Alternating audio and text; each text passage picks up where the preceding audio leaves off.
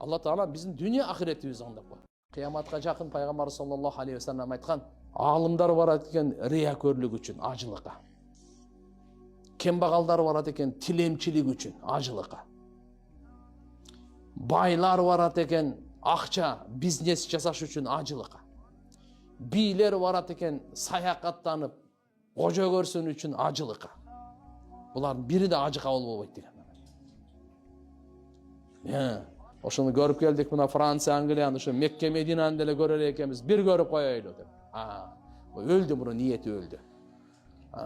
Адамдар да анан айтат экен, ошол жакка барып кичине ошо адамдар көп кайрымдуулук кылышат, кичине акча таптап алайын. Бунун да ажылыгы өлдү. Алымдар барат экен, сен канча жолу ажылгансың? 5. Сенчи? 10. Мен, сен иштеке кылып апсың, мен 15ти кылып койгом. Өлдү ажылыгы.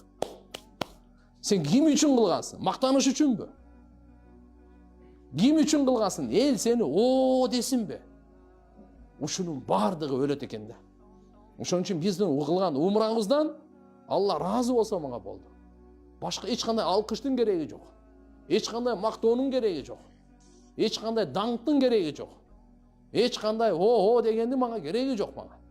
Мага жаратканым Алла Таала мени жоктон бар кылган эле. Атанын белинен чыккан бир тамчы суудан ушундай татынакай, көз, акыл, эс, 160 муун мүчө, 6 санымды аман, сонун кылып жаратты. Мен ошонун ыраазычылыгын эле изденем. Ошонун ыраазычылыгын гана каалайм. Башка мага бары бир тарапта, Алла Тааланын ыраазычылыгы бир тарапта. Күн сайын мага жашоо берип атат. Күн сайын жүрөгүмдү соктуруп атат. Канымды айландырып атат. Мээмди иштеттирип атат. Уйкумду берип атат. Ырыскымды берип атат. Амандыгымды берип атат. Алла Тааланын неаматтары. Кандай кылып бизди жаратып койгон? Мына ошого Алланын ыраазычылыгын максат кылуу. Кийин эл мактаса, мактай берсин. Анын зыяны тийбейт. Бирок башында эле биздин ниетибиз бузулуп калса, адамдар ушун мен не дейт экен? Ушулар укту экен, мен ажыга умрага барып келгенимди. Көп билбей калган окшойт. Кичине реклама кылып коеюн, кичине айтып коеюн. Бул андай. Биздин ниетибиз, максатыбыз жараткан Алла Тааланын ыраазычылыгы үчүн умрага баруу. Ошон үчүн умрачыларга эң биринчи мен өзүмө айтам, экинчи сиздерге айтам, биз ниетибизди оңдойлу. Ушул жерден ниетибизди оңдойлу. Ушул жерден Алла Таалага айтайлы. Дуа кылайлы эки колду көтөрүп. Я Алла, менин ушу кыла турган умрамды кабыл кылгын. Качан кабыл кылат? Качан Алланын ыраазычылыгы көздөлсө, максат кылынса. Ошон үчүн Алла субхана ва таала эгерде кабыл кылган болсо, бүттү.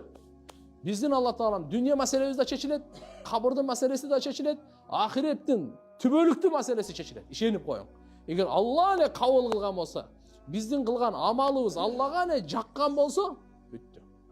Алла Таала биздин дүние ахиретибизди аңдап коет. Кыяматка жакын пайгамбар саллаллаху алейхи